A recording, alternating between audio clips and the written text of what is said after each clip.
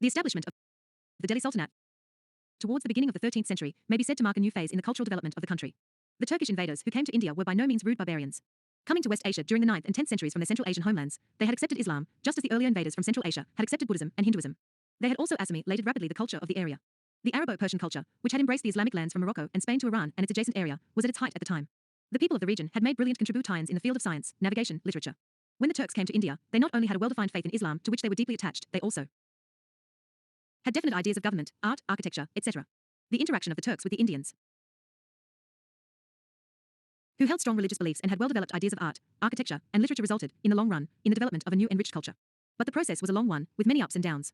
The possibility of mutual misunderstanding and strife is always present when the two sides have strongly held views. More significant, however, were the efforts at mutual understanding which ultimately led to a process of assimilation in many fields, such as art.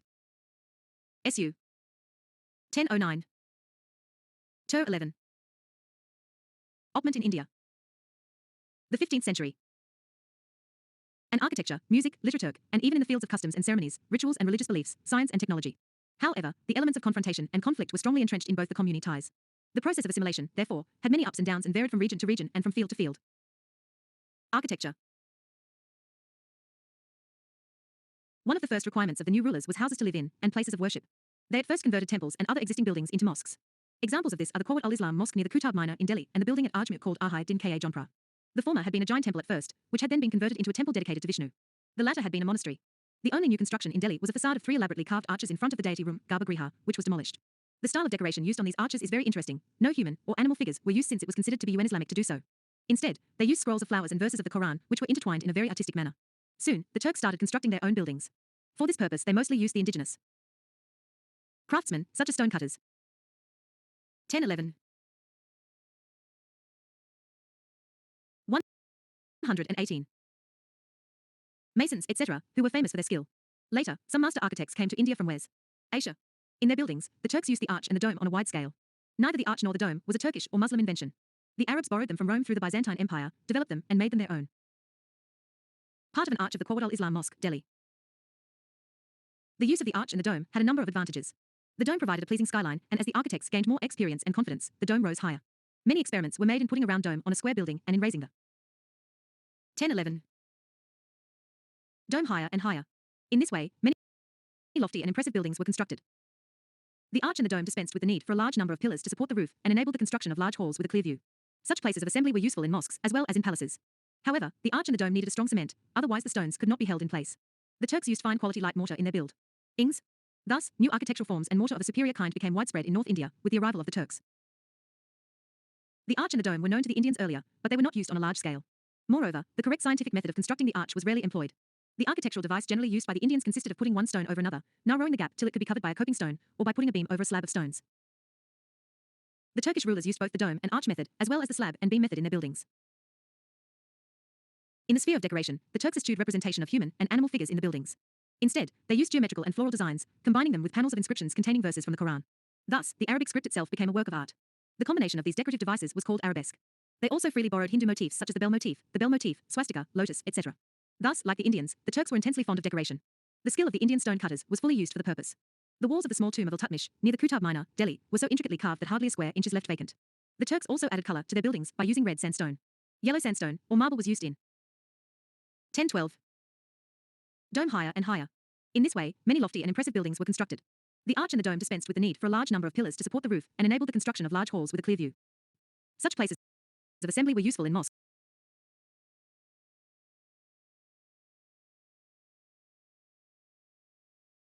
as well as in palaces.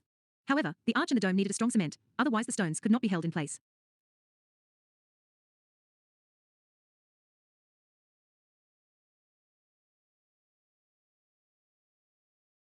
The Turks used fine quality light mortar in their buildings.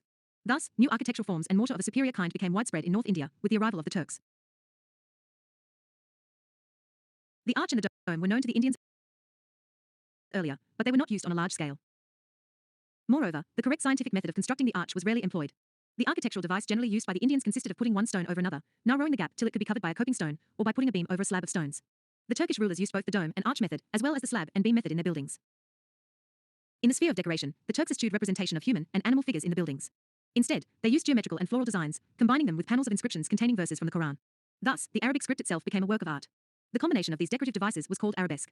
They also freely borrowed Hindu motifs such as the bell motif, swastika, lotus, etc. Thus, like the Indians, the Turks were intensely fond of decoration. The skill of the Indian stone cutters was fully used for the purpose. The walls of the small tomb of Iltutmish, near the Qutb Minar, Delhi, were so intricately carved that hardly a square inch is left vacant. The Turks also added color to their buildings by using red sandstone. Yellow sandstone, or marble was used in 1013. Medieval India. Kilometers away from the site around the Qutb, unfortunately, hardly anything of the city survives now. Aladdin planned a tower twice the height of the Qutb, but did not live to complete it. But he added an entrance door to the Qutb. This door, which is called the Alai Darwaza, has arches of very pleasing proportions. It also contains a dome which, for the first time, was built on correct scientific lines.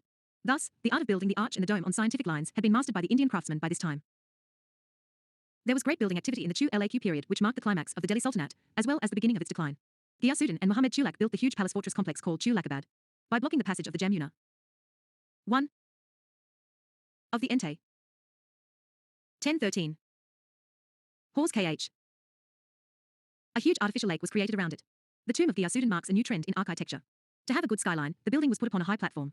Its beauty was heightened by a marble dome. A striking feature of the Tughlaq architecture was the sloping walls. This is called batter and gives the effect of strength and solidity to the building. However, we do not find any batter in the buildings of Firuz Tughlaq. A second feature of the Tughlaq architecture was the deliberate fat attempt to combine the principles of the arch and the lintel and beam in their buildings. This is found in a marked manner in the buildings of Firuz Tughlaq. In the Horse Cause, which was a pleasure resort and had a huge lake around it. 1013. Has Delhi. Alternate stories have arches and the lintel and beam. The same is to be found in some buildings of Firuz Shah's new fort, which is now called the Kotla. The Tughlaqs did not generally use the costly red sandstone in their buildings, but the cheaper and more easily available grey stone. Since it was not easy to carve this type of stone, the Tughlaq buildings have a minimum of decoration. But the decorative device found in all the buildings of Firuz is the lotus. Many beautiful mosques were also built in this period. It is not possible to describe all of them here. What is worth noting is that, by this time, an independent style of architecture had emerged in India, combining many of the new devices brought by the Turks with indigenous forms. The 1014. Lodi Tomb. Lodis developed this tradition further. Both the arch and the lintel and beam are used in their buildings. Balconies, kiosks and eaves of the Rajasthani Gujarati style are also used. Another device used by the Lodis was placing their buildings, especially tombs, on a high platform, thus giving the building a feeling of size as well as a better skyline. Some of the tombs were placed in the midst of gardens. The Lodi Garden in Delhi is a fine example of this. Some of the tombs were of an octagonal shape. Many of these features were adopted by the Mughals later on, and their culmination is to be found in the Taj Mahal built by Shah Jahan. By the time of the breakup of the Delhi Sultanate, individual styles of architecture had also 1014. MB, Delhi. Developed in the various kingdoms in different parts of India. Many of these, again, were powerfully influenced by the local traditions of architecture. This, as we have seen, happened in Bengal, Gujarat, Malwa, the Deccan, etc. Thus, there was an outburst of building activity, marked by the growth of many styles of architecture in different parts of the country. During the 14th and 15th centuries, the style of architecture evolved in Delhi under the Tughlaqs was, thus, carried forward and modified in the various regional kingdoms. Religious ideas and beliefs. Islam was not a stranger in India when the Turks established their empire in North India. Islam had 1014. Qadam Rasul. Been established in Sindh from the 8th, and the Punjab from the 10th centuries. Arab travellers had settled in Kerala between the 8th and 10th centuries. During this period, Arab travellers and Sufi saints travelled in different parts of India. Al-Biruni's book Kitab al-Hind and other writings had familiarized the learned sections in West Asia about Hindu ideas and beliefs. As has been noted earlier, Buddhist laws, Indian fables and books on astronomy and medicine had been translated into Arabic.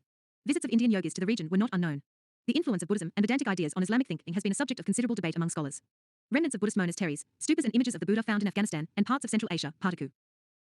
1016. Mosque, Gao. Largely along old trade routes, show the extent of Buddhist influence in these areas at one time. While it is difficult to determine the precise extent of the influence of Indian philosophic ideas, it is hardly disputable that both Greek and Indian ideas, in different proportions, made a definite contribution to the development of Islamic philosophy in its formative phase. These ideas provided the background to the rise of the Sufi movement which, after its establishment in India after the 12th century, influenced both the Muslims and the Hindus, and thus provided a common platform for the two. However, scholars believe that while various rituals and practices, including yogic practices, were freely drawn upon by the early Sufis and assimilated into their system, their basic ideological structure remained Islamic. 1016.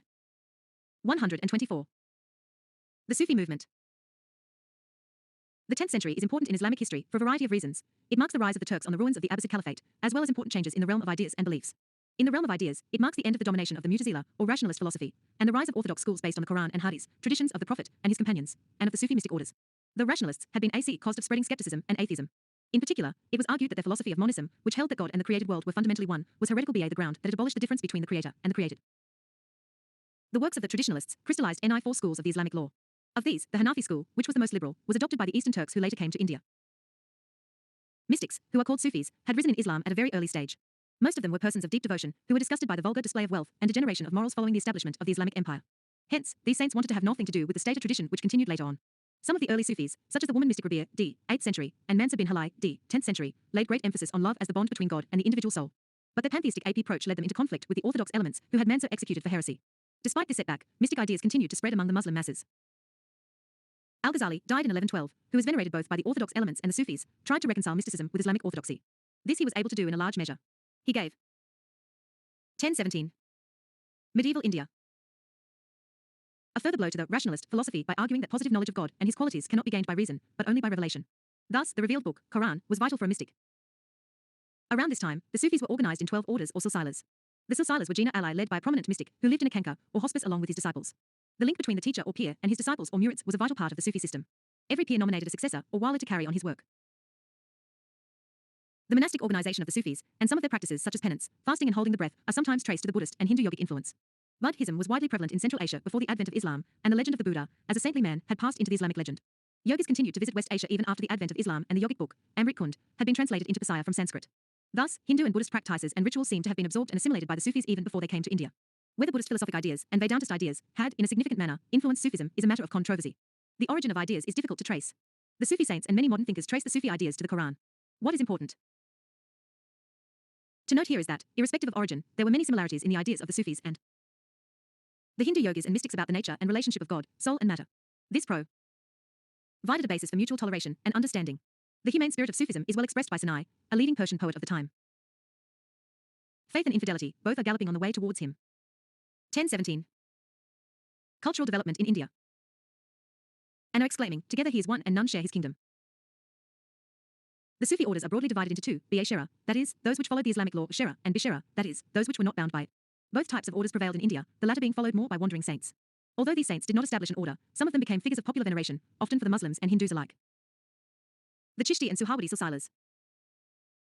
Of the Ba-Shara movements, only two acquired significant influence and following in North India during the 13th and 14th centuries. These were the Chishti and Suhawadi silsilas. The Chishti order was established in India by Khwaja Mu'anuddin Chishti, who came to India around 1192, shortly after the defeat and death of Prithviraj Chauhan. After staying for some time in Lahore and Delhi, he finally shifted to Ajmer, which was an important political centre, and already had a sizable Muslim population. No authentic record of his activities is available. He did not write any book, but his fame rose, it seems, with the fame of his successors. Among the disciples of Sheikh Mu'anuddin, d. 1235, were Bakhtiar Kaki and his disciple Farajuddin Ganjai Shaka. Farajuddin confined his active ties to Hansi and Ajodhan in modern Haryana and the Punjab, respectively. He was deeply respected in Delhi, so much so that streams of people would throng around him whenever he visited Delhi. His outlook was so broad and humane that some of his verses are later found quoted in the Adi Granth of the Sikhs. The most famous of the Chishti saints, however, were Nizamuddin Auliya and Nasiruddin Chirai Delhi. These early Sufis mingled freely with people of the lower classes, including 1017. 125. The Hindus. They led an austere, simple life and conversed with people in their dialect, Hindawi or Hindi. They were hardly interested in effecting conversions though, later on, many families and groups attributed their conversion to the good wishes of these saints. These Sufi saints made themselves popular by adopting musical reciter tyans called sama, to create a mood of nearness to God. Moreover, they often chose Hindi verses for the purpose, since they could make a greater impact on their listeners. Nizamuddin Auliya adopted yogic breathing exercises, so much so that the yogis called him a Siddh or perfect. After the death of Nasiruddin Chirai Delhi in the middle of the 14th century, the Chishitis did not have a commanding figure in Delhi. As a result, the Chishti saints dispersed and extended their message to the eastern and southern parts of India. The Suhawadi order entered India at about the same time as the Chishtis, but its activities were confined largely to the Punjab and Multan. The most well-known saints of the order were Sheikh Shihabuddin Suhawadi and Hamaduddin Din Nagori. Unlike the Chishtis, the Suhawadi saints did not believe in leading a life of poverty. They accepted the service of the state, and some of them held important posts in the ecclesiastical department. The Chishtis, on the other hand, preferred to keep aloof from state politics and shunned the company of rulers and nobles. Nevertheless, both helped the rulers in their own way by creating a climate of opinion in which people belonging to different sects and religions could live in peace and harmony. The Bhakti movement. The Bhakti movement, which stressed mystical union of the individual with God, had been at work in India long before the arrival of the Turks. Although the seeds of Bhakti can be found in the Vedas, it was not emphasized during the early 1018. 126. Period.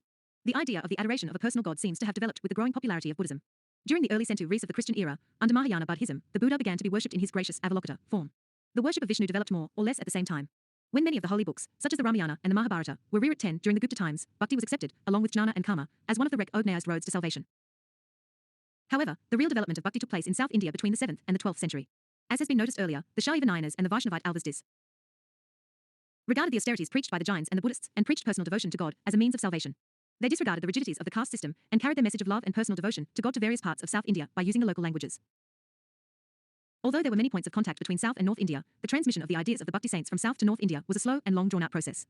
Oddly enough, the very reasons which made the Nayanas and Alvas popular in the south limited their appeal outside the area, viz., the fact that they preached and composed in the local languages. Sanskrit was still the vehicle of thought in the country. The ideas of bhakti were carried to the north by scholars as well as by saints. Among these, mention may be made of the Maharashtrian saint, Namadeva, who flourished in the first part of the 14th century, and Ramananda, who was placed in the second half of the 14th and the first quarter of the 15th century.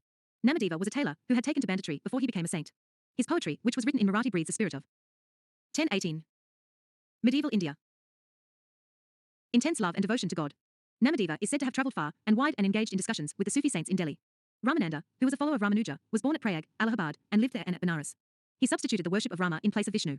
What is more, he taught his doctrine of bhakti to all the four varnas, and disregarded the ban on people of different castes cooking or eating their meals together. He enrolled disciples from all castes, including the low castes. Thus his disciples included Ravidas, who was a Kubla by caste, Kabir, who was a weaver, Sena, who was a barber, and Sodno, who was a butcher. Namadeva was equally broad-minded in enrolling his disciples. The seeds scattered by these saints fell on fertile soil. The Brahmanas had lost both in prestige and power following the defeat of the Rajput rulers and the establishment of the Turkish Sultanate. As a result, movements, such as the Nath Panthai movement challenging the caste system and the superiority of the Brahmanas, had gained great popularity. These coincided with the Islamic ideas of equality and brotherhood which had been preached by the Sufi saints. People were no longer satisfied with the old religion, they wanted a religion which could satisfy both their reason and emotions. It was due to these factors that the Bhakti movement became a popular movement in North India during the 15th and 16th centuries. Among those who were most critical of the existing social order and made a strong plea for Hindu-Muslim unity, the names of Kabir and Nanak stand out. There is a good deal of uncertainty about the dates and early life of Kabir. Legend has it that he was the son of a Brahmana widow who abandoned him after his birth, and that he was brought up in the house of a Muslim weaver. He learned the profession of his adopted 1019. Cultural development in India. Father, but while living at Kashi, he came in contact with both the Hindu and Muslim saints. Kabir, who is generally placed in the 15th century, emphasized the unity of God whom he calls by several names, such as Rama, Hari, Govinda, Allah, Saint, Sahib, etc. He strongly denounced idol worship, pilgrimages, bathing in holy rivers, or taking part in formal worship, such as namaz. Nor did he consider it necessary to abandon the life of a normal householder for the sake of a saintly life. Though familiar with yogic practices, he considered neither asceticism nor book knowledge important for true knowledge. As a modern historian, Dr. Tarak Chand says, the mission of Kabir was to preach a religion of love which would unite all castes and creeds. He rejected those features of Hinduism and Islam which were against this spirit, and which were of no importance for the real spiritual welfare of the individual. Kabir strongly denounced the caste system, especially the practice of untouchability, and emphasized the fundamental unity of man. He upheld the fundamental unity of man, and was opposed to all kinds of discrimination between human beings, whether on the basis of castes, or religion, race, family or wealth. His sympathies were decidedly with the poor man with whom he identified himself. However, he was not a social reformer, his emphasis being reform of the individual under the guidance of a true guru or teacher. Guru Nanak, from whose teachings the Sikh religion was derived, was born in a Khatri household in the village of Talwandi, now called Nankana, on the bank of the river Ravi in 1469. Although married early and trained in Persian to take his father's profession of accountancy, Nanak showed a mystic contemplative bent of mind, and preferred the company of saints and sadhus. Sometime later, he had a mystic vision and forsook the world. He composed hymns and sang them to the accompaniment of the rabab, a 1019. 127. Stringed instrument played by his faithful attendant, Mardana. It is said that Nanak undertook wide tours all over India, and even beyond it, to Sri Lanka in the south and Mecca and Medina in the west. He attracted a large number of people towards him, and his name and fame spread far and wide before his death in 1538. Like Kabir, Nanak laid emphasis on the one God, by repeating whose name and dwelling on it with love and devotion one could get salvation without distinction of caste, creed or sect. However, Nanak laid great emphasis on the purity of character and conduct as the first condition of approaching God, and the need of a guru for guidance. Like Kabir, he strongly denounced idol worship, pilgrimages and other formal observances of the various faiths. He advocated a middle path in which spiritual life could be combined with the duties of the householder. Nanak had no intention of founding a new religion. His Catholic approach aimed at bridging distinctions between the Hindus and the Muslims in order to create an atmosphere of peace, goodwill and mutual give and take. This was also the aun of Kabir. Different opinions have been expressed by scholars about the impact of their ideas on the large mass of Hindus and Muslims. It has been argued that the old forms of religion continued almost unchanged. Nor was it possible to effect any major breach in the caste system. Also, in course of time, the ideas of Nanak gave birth to a new creed, Sikhism, and the followers of Kabir shrank into a sect, the Kabir Pandis. The importance of the mission of Kabir and Nanak should, however, be assessed from a broader point of view. They created a climate of opinion which continued to work through the succeeding centuries. It is well known that the religious ideals and policies of Akbar reflected in a remarkable manner the fundamental teachings of these two great saints. Nor 1020. 128. Was Akbar alone in pursuing these policies, as we have seen in the Kaliya chapter? However, it was hardly to be expected that the orthodox elements in the two main religions, Hinduism and Islam, would surrender without a fight. As we shall see, the orthodox elements mustered behind the defense of the old faith, which was redefined to meet the new challenge. The struggle between these two broad trends, one liberal and non-sectarian, the other orthodox and traditional, was at the heart of the intellectual and religious controversies during the 16th, 17th and 18th centuries. It is this continuing struggle which shows that the impact of the ideas and concepts put forward by Kabir, Nanak and others of the same way of thinking was by no means insignificant. The Vaishnavite movement. Apart from the non-sectarian movement led by Kabir and Nanak, the Bhakti movement in North India developed around the worship of Rama and Krishna, two of the incarnations of the god Vishnu. The childhood escapades of the boy Krishna and his dalliance with the milkmaids of Gokul, especially with Radha, became the themes of a remarkable series of saint poets who lived and preached during the 15th and early 16th centuries. They used the love between Radha and Krishna in an allegoric manner to depict the relationship of love in its various aspects of the individual soul with the supreme soul. Like the early Sufis, Chaitanya popularized musical gathering or kirtan as a special form of mystic experience in which the outside world disappeared by dwelling on God's name. According to Chaitanya, worship consisted of love and devotion and song and dance which produced a state of ecstasy in which the presence of God, whom he called Hari, could be realized. Such a worship could be carried out by all, irrespective of caste and creed. 1020. Medieval India. The writings of Narsingh Mehta in Gujarat, of Mira in Rajasthan, of Surdas in western Uttar Pradesh, and of Chaitanya in Bengal and Orissa reached extraordinary heights of lyrical fervor and of love which transcended all boundaries, including those of caste and creed. These saints were prepared to welcome into their fold every one, irrespective of caste or creed. This is seen most clearly in the life of Chaitanya. Born and schooled in Nadia, which was the center of Vedantic rationalism, Chaitanya's tenor of life was charmed when he visited Gaya, at the age of 22, and was initiated into the Krishna cult by a recluse. He became a god-intoxicated devotee, who incessantly uttered the name of Krishna. Chaitanya is said to have travelled all over India, including Vrindavan, when he revived the Krishna cult. But most of his time was spent at Gaya. He exerted an extraordinary influence, particularly in the eastern parts of India, and attracted a wide following, including some Muslims and people from the low castes. He did not reject the scriptures or idol worship, though he cannot be classified as a traditionalist. All the saint poets mentioned above remained within the broad framework of Hinduism. Their philosophic beliefs were a brand of Vedantic monism, which emphasized the fundamental unity of God and the created world. The Vedantist philosophy had been propounded by a number of thinkers, but the one who probably influenced the saint poets most was Vallabha, a Thailand Brahmana, who lived in the last part of the 15th and the early part of the 16th century. The approach of these saint poets was broadly humanistic. They emphasized the broadest human sentiments, the sentiments of love and beauty in all their forms. Like the other non-sectarians, they were not able to make an effective breach in the caste system. However, they A 0 P 5 1021 Cultural development in India softened its rigor and built a platform for unity which could be apprehended by wider sections. The basic concepts of the saint poets were reciprocated to a remarkable degree by the Sufi poets and saints of the period. During the 15th century, the monistic ideas of the great Arab philosopher, Ibn Arabi, became popular among broad sections in India. Arabi had been vehemently denounced by the orthodox elements and his followers persecuted because he held that all being is essentially one, and everything is a manifestation of the divine substance. Thus, in his opinion, the different religions were identical. Arabi's doctrine of unity of being is known as Tawhid Wujudi, unity of being. This doctrine kept on gaining in popularity in India and became the main basis of the Sufi thought before the time of Akbar. Contact with yogis and Hindu saints went a long way in popularizing the concept of pantheism. The Indian Sufis started taking more interest in Sanskrit and Hindi, and a few of them, such as Malik Muhammad Jaisi, composed their works in Hindi. The Bhakti songs of the Vaishnavite saints written in Hindi and other languages touched the hearts of the Sufis more than Persian poetry did. The use of Hindi songs became so popular that an eminent Sufi, Abdul Wahid Belgrami, wrote a treatise Hakeka Hindi in which he tried to explain such words as Krishna, Murli, Gopis, Radha, Yamuna, etc., in Sufi mystic terms.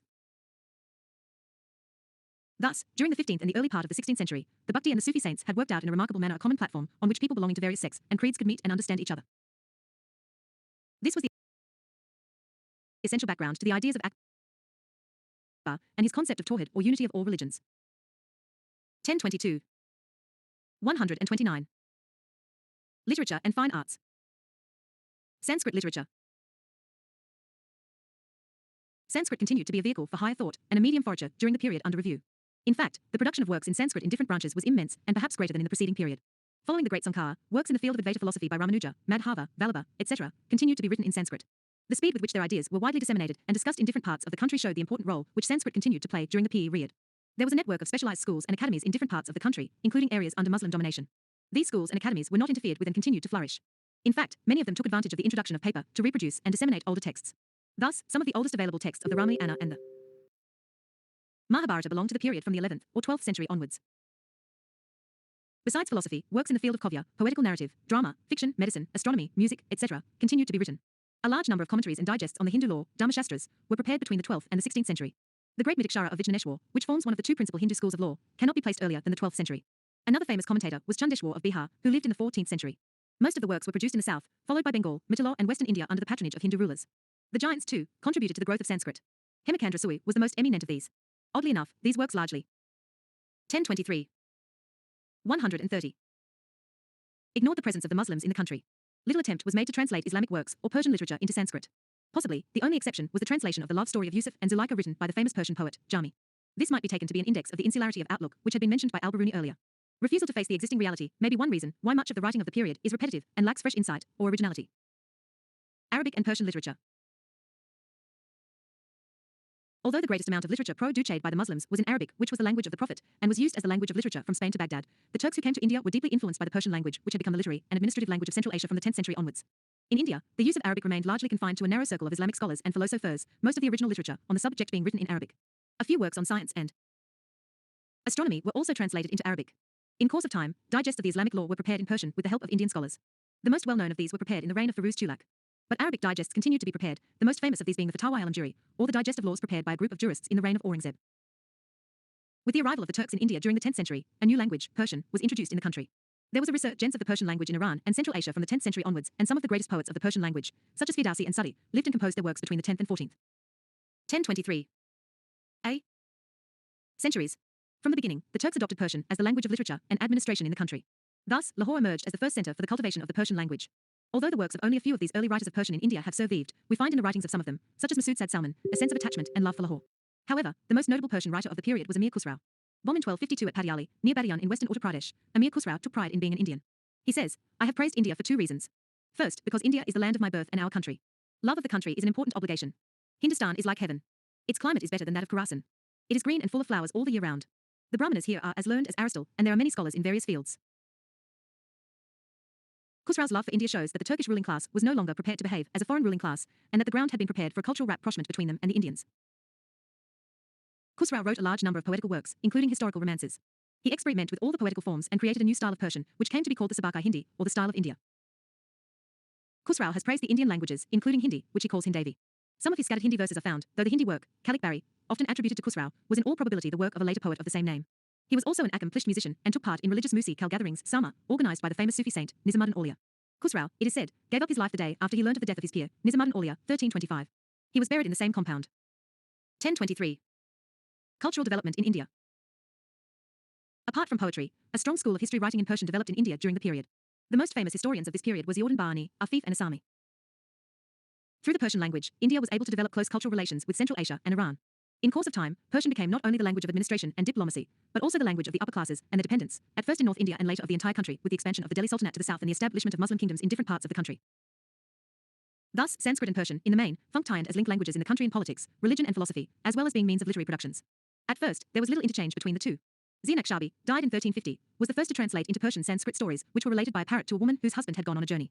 The book Tutanama, Book of the Parrot, written in the time of Muhammad Tulak, proved very popular, and was translated from Persian into Turkish, and into many European languages as well. He also translated the old Indian treatise on sexology, the Kok Shastra, into Persian. Later, in the time of Firuz Shah, Sanskrit books on medicine and music were translated into Persian. Sultan Zain al-Abidin of Kashmir had the famous historical work Raja Taranjani, and the Mahab Harada translated into Persian. Sanskrit works on medicine and music were also translated into Persian at his instance. Regional languages. During this period, literary works of high quality were produced in many of the regional languages as well. Many of these languages, such as Hindi, Bengali and Marathi, trace their origin back to the 6th century or so. Some others, such as Tamil, 1024, 131, were much older. Writing in the beginning of the 14th century, Amir Khusrau had noted the existence of regional languages and remarked, "These languages have from ancient times been applied in every way to the common purposes of life." The rise to maturity of many of these languages and their use as means for literary works may be considered a striking feature of the medieval period. There were many reasons for this. Perhaps, with the loss of prestige by the Brahmanas, Sanskrit also lost some of its prestige. The use of the common language by the Bhakti saints was, undoubtedly, an important factor in the rise of these languages. In fact, in many parts of the country, these early saints fashioned these languages for literary purposes. It seems that in many regional kingdoms of the pre-Turkish period, regional languages, such as Tamil, Kannada, Marathi, etc., were used for administrative purposes, in addition to Sanskrit. This must have been continued under the Turkish rule, for we hear of Hindi-knowing revenue accountants appointed in the Delhi Sultanate. Later, when the Delhi Sultanate broke up, local languages, in Aditya to Persian, continued to be used for administrative purpose in many of the regional kingdoms. Thus, literature in Telugu developed in South India under the patronage of the Vijayanagara rulers. Marathi was one of the administrative languages in the Bahmani kingdom, and later, at the court of Bijapur. In course of time, when these languages had reached a certain stage of development, some of the Muslim kings gave them patronage for literary purposes also. For example, Nusrat Shah of Bengal had the Mahabharata and the Ramayana translated into Bengali. Maladar Basu also translated the Bhagavata into Bengali under his patronage. His patronage of Bengali poets has been mentioned earlier.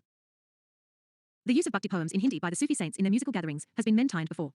In Jaunpur, the Sufi saints, such as 132. Malik Muhammad Jaisi, wrote in Hindi and put forward Sufi concepts in a form which could be easily understood by the common man. They popularized many Persian forms, such as the Masnavi. Fine arts. Trends towards mutual understanding and integration are to be found not only in the fields of religious beliefs and rituals, architecture, and literature, but also in the fields of fine arts, particularly music. When the Turks came to India, they inherited the rich Arab tradition of music which had been further developed in Iran and Central Asia. They brought with them a number of new musical instruments, such as the rabab and sarangi, and new musical modes and regulations. Indian music and Indian musicians at the court of the caliphs at Baghdad had possibly influenced the development of music there. However, systematic contact between the two began in India under the Sultanate. We have already referred to Amir Khusrau. Khusrau, who was given the title of Noyok or master of both the theory and practice of music, introduced many Perso-Arabic airs, ragas, such as Ayman, Gora, Sanam, etc. He is credited with having invented the sitar, though we have no evidence of it. The tabla, which is also attributed to him, seems, however, to have from medieval India Lt. T. developed during the late 17th or early 18th century. The process of integration in the field of music continued under Firuz. The Indian classical work Ragadaban was translated into Persian during this reign. Musical gatherings spread from the abodes of the Sufis to the palaces of the nobles. Sultan Husain Shaki, the ruler of Jaunpur, was a great patron of music. The Sufi saint, Pir Bodhan, is supposed to have been the second great Musikian of the age. Another regional kingdom where music was highly cultivated was the kingdom of Gwalior. Raja Man Singh of Gwalior was a great music lover. The workman Kautuhal, in which all the new musical modes introduced by the Muslims were included, was prepared under his aegis. We do not know at what time the musical modes in North India began to differ from those in the south. But there is little doubt that the differentiation was largely due to the incorporate tie of Perso-Arabic. Modes, airs and scales. A distinctive style of music, influenced in concert arable measure by Persian. Music, developed in the kingdom of Kashmir. After the conquest of Jaunpur, Sikandar Lodi followed its tradition of patronizing music on a lavish scale, a tradition which was adopted by the great Mughals later on.